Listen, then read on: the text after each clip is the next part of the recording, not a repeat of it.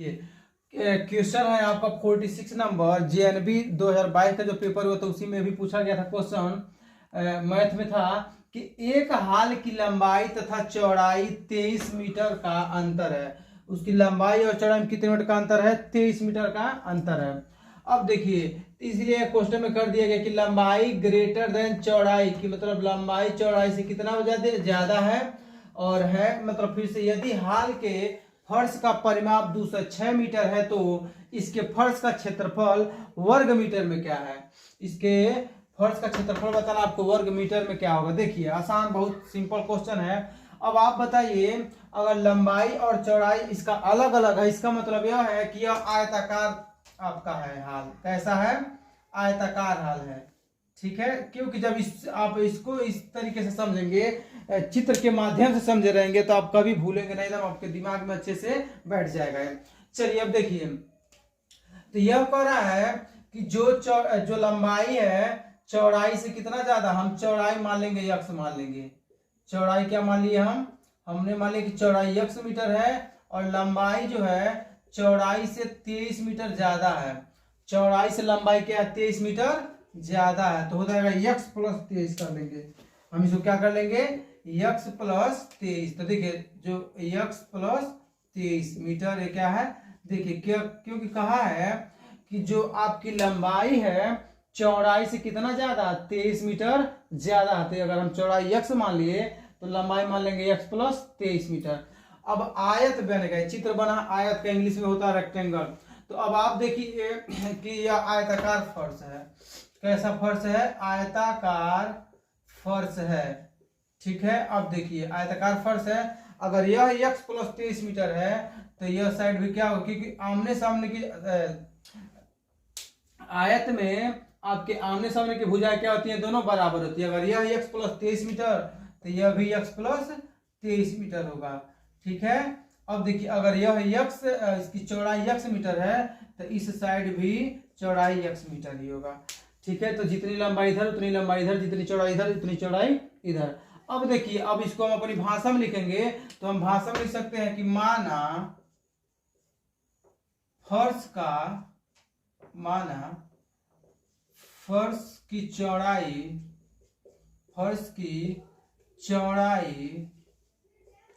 तो माना फर्श की चौड़ाई x मीटर है। कितना है? x मीटर, तथा फर्श की लंबाई कितना माने हैं? तो x plus 23 metre, x plus 23 metre है। चलिए समझ लीजिए इसको कि माना फर्श की चौड़ाई x मीटर है तथा फर्श की लंबाई क्या है? x प्लस 23 मीटर है। अब देखिए, अब इसमें दिया गया क्या जानकारी दिया गया है कि यदि हाल के फर्श का परिमाप 206 मीटर है। अब परिमाप क्या होता है देख लीजिए। तो परिमाप होता क्या है?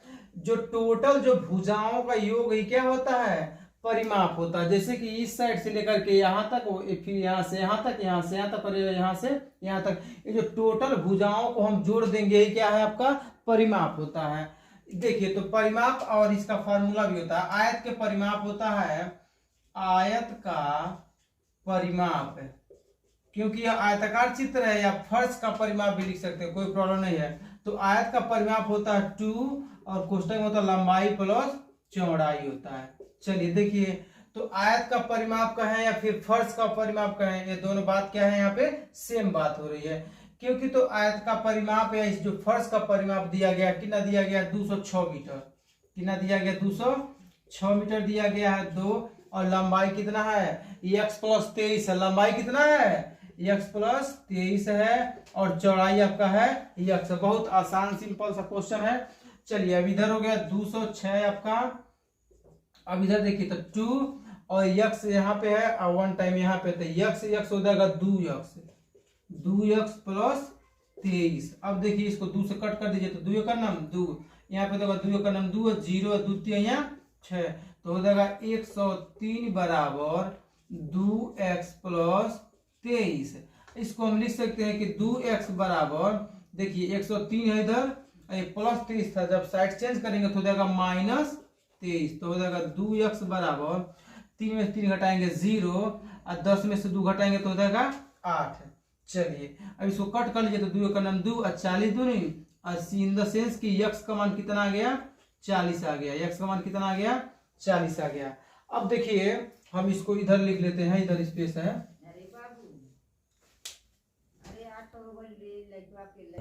यक्स बराबर 40 आ गया। अब देखिए तो यक्स आप चौड़ाई जो माने थे यक्स माने थे तो हम यहाँ लिख लेंगे कि जो इसकी चौड़ाई है यह फर्श का वो आपका हो जाएगा, यक्स माने थे तो यक्स का मान निकल गया है 40 मीटर।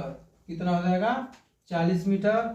और इसकी लंबाई कितनी हो जाएगी तो लंबाई आपका हो जाएगा, लंबाई माने यक्स प्लस 23 तो यक्स प्लस 23 माने 40 प्लस 23 हो जाएगा 63 मीटर हो जाएगी इसकी लंबाई।